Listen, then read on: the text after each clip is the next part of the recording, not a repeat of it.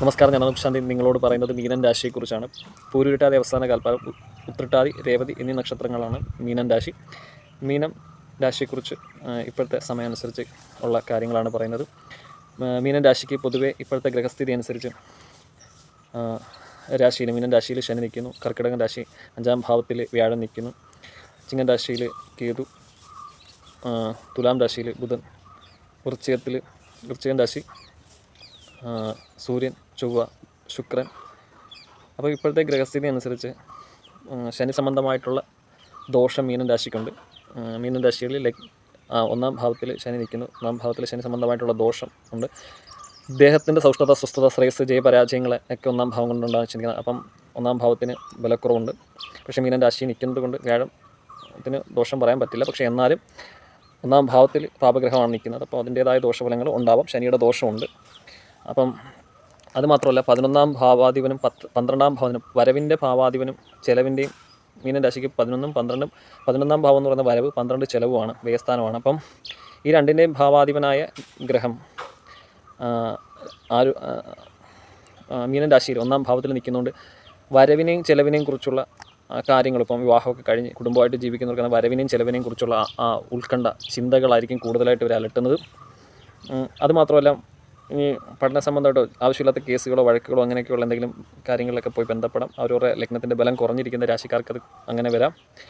പിന്നെ തൊഴിൽ സംബന്ധമായിട്ട് വ്യാഴം, രാശിയുടെ അധിപൻ, മീനൻ രാശിയുടെ അധിപൻ വ്യാഴമാണ്. വ്യാഴം 5-ാം ഭാവത്തിലുണ്ട്.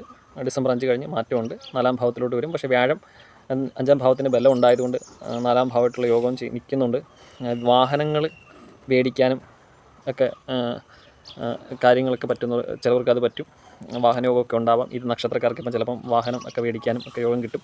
അതിനൊക്കെ തന്നെ തൊഴിൽ സംബന്ധമായിട്ടുള്ള മാറ്റവും, അല്ലെ ഒരു ജോലിയിലൊരു മാറ്റം, ഒരു സ്ഥാനക്കയറ്റമൊക്കെ കിട്ടാനും, അല്ലെ ജോലി സംബന്ധമായിട്ടൊരു മാറ്റം ഉണ്ടാവാനും ഒക്കെയുള്ള ചാൻസ് ഈ സമയത്ത് കൂടുതലാണ്. കർമാധിപനായ കർമ്മസ്ഥാനം 10-ാം ഭാവമാണ് ധനുരാശിയിലോട്ട് വ്യാഴൻ്റെ ദൃഷ്ടി വരുന്ന സമയത്തും, പിന്നെ അത് മാത്രമല്ല 9-ാം ഭാവത്തിൽ സൂര്യനെയും ചൊവ്വയും വ്യാഴൻ്റെ ഇപ്പോഴത്തെ ദൃഷ്ടി, ഇതൊക്കെ കൊണ്ട് ചിലപ്പോൾ സ്ഥാനമാറ്റം ഒക്കെ ഉണ്ടാവാനുള്ള ചാൻസ് കൂടുതലാണ്.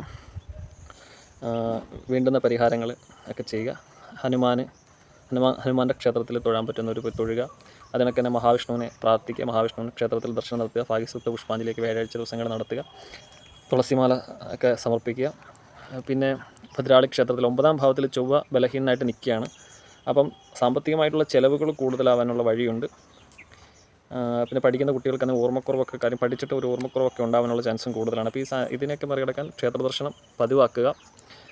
അതേപോലെ തന്നെ ഭദ്രാളി ക്ഷേത്രത്തിൽ കടുംപായസം കൊടുക്കുന്നത് നല്ലതാണ്. മഹാവിഷ്ണു ക്ഷേത്രത്തിൽ ഭാഗ്യസൂക്ത പുഷ്പാഞ്ജലി നടത്തുക. ഹനുമാൻ്റെ ക്ഷേത്രത്തിൽ പോയി തൊഴാൻ പറ്റുമെങ്കിൽ അത് പ്രാർത്ഥിച്ച് തൊഴുക. ശാസ്താവിന് നീലാഞ്ജനം പോലുള്ള വഴിപാടുകളോ അല്ലെ പുഷ്പാഞ്ജലിയോ ഒക്കെ നടത്തുന്നത് നല്ലതാണ്. രാത്രി യാത്രകൾ പൊതുവെ ഒഴിവാക്കുക.